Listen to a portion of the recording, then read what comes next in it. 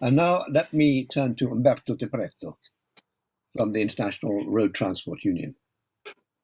Thanks, John. Great Italian pronunciation. I think it's very clear that you're itching to travel.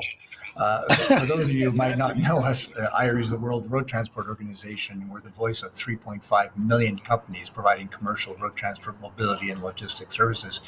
We were created a long time ago, back in 1948, by national road transport associations in only 8 countries. But today, we've grown up a bit. We can say that our reach now is global. We have activities in over 100 countries on the 5 continents. I'm also very proud to say that we're most capably represented in Greece by our member association, OFI, under the leadership of its president, Apostolos Kenenidis, and its general manager, Iro Doumani, who is also, important to note, our vice president of our RU Goods Transport Council. But before we get on the issue of digitalization, I think it's very important that we talk about the main theme being addressed, and of course, digital transformation in supply chain. But we need to first make sure that, first and foremost, that companies have a future.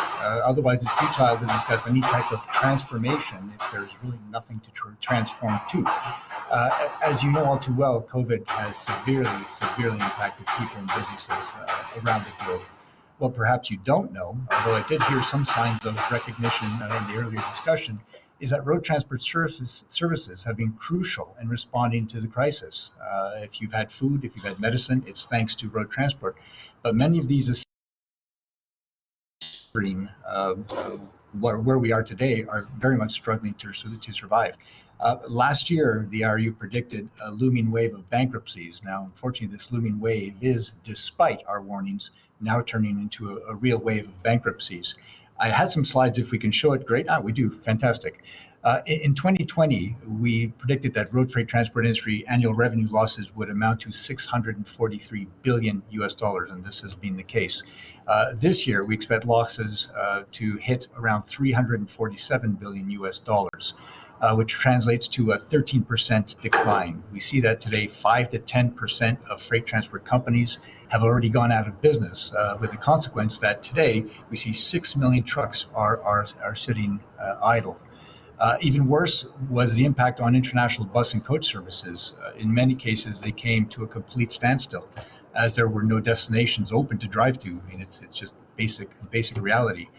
Revenue loss in the passenger road transport industry in 2020 was in the order of 500 billion US dollars. The predicted loss for this year was around 543 billion. 30% of passenger transport companies have laid off staff. In some countries, 20 to 30% of the companies operating international transport services have already gone out of business. Now, what's important to note here is that without road transport companies, we have to ask the fundamental question: who will drive the economic recovery? If you can't move people and goods, how will we actually have a recovery? Despite this very basic economic fact, very few governments have deployed dedicated support measures for transport operators, and governments continue to implement completely uncoordinated and often unnecessary border restrictions, which can even be dangerous to our drivers' health.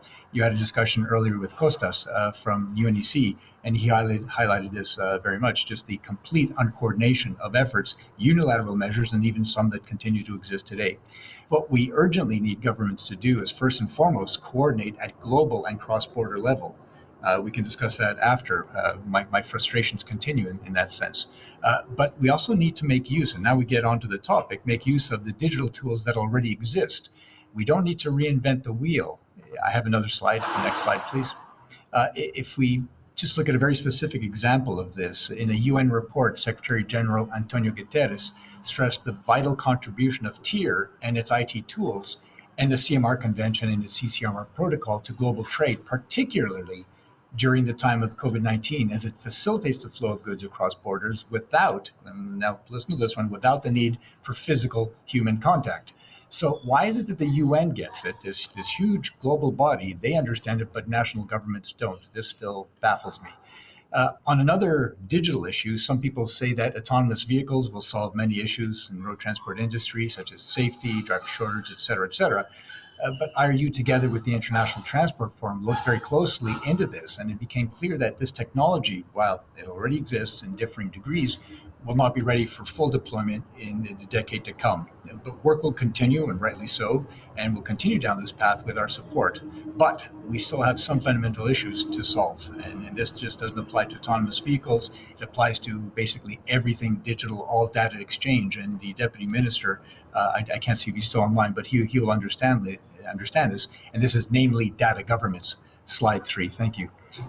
The world will generate about 90 zettabytes of, I just have to learn that term, 90 zettabytes of data, or approximately, something I didn't know, a billion terabytes in 2020 and 2021, or to put it in comprehensible layman terms like mine, the equivalent data of some 19 trillion DVDs. According to an article published in The Economist last year, the latest autonomous vehicles that are in circulation, or trying to be in circulation, produce up to 30 terabytes of for every 8 hours that they drive. That's equivalent to 6,400 DVDs. Now, we have to realize that transport operators find it very difficult to know or understand how companies receiving the data they generate actually handle their business, or their non-personal data. Data aggregators typically decide who can access data and how the data can be used and reused, and that's why we need better data governance. But this lack of transparency, combined with the absence of a binding legal framework recognizing the rights of business data generators, is a root cause of transport operators' hesitance to share the data they generate. John said earlier that the industry does not necessarily want to use it. I'll tell you, the road transport industry very much wants to digitalize, but we want clarity as to that data belongs to who and what rights do we have. Now, we have to also consider this in the framework that over 80% of the more than 900,000 transport operators carrying goods and passengers in the EU are small, medium-sized enterprises. So upgrading to digital tools and training the necessary staff requires significant investment. It's not that there's unwillingness, and in too many cases, there's just lack of finances to be able to make those moves. Now, cost is a major factor for these operators and must be taken into account when we develop data governance frameworks. What we need from regulators is a harmonized approach and a legally binding framework for data sharing, which will most importantly promote trust, and I emphasize trust, among business partners, as well as financial support incentives for SMEs to enable them to make this crucial transition. Let me just conclude that from governments, and what we very much need is, first and foremost, help transport operators survive the COVID crisis. Again, if you're going to have an economic recovery, somebody's got to cover it. If you don't have trucks, buses, coaches, you're not going to have a recovery. Build back better by first using existing digital tools. It's a no-brainer. You have something that works, use it.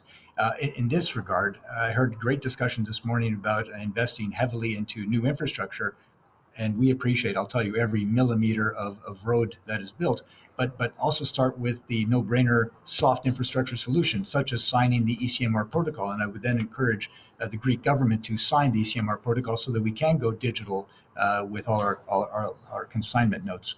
And then lastly, just provide a harmonized approach and a legally binding framework for data sharing and financial incentives for SMEs to enable them to actually make that transition. With that, I turn back to you, John. Thanks very much for letting me speak. Umberto, thank you very much indeed. Forgive my ignorance, but I suddenly got lost in an abbreviation. ECMR? Yes, CMR is the consignment note that is used by transport operators. So E is the electronic version of our consignment note. It's a French term. Kind of, it's like a waybill. So well, Right? we'll stick to English, but it's a French term for the consignment note. Terrific. Thanks very much indeed.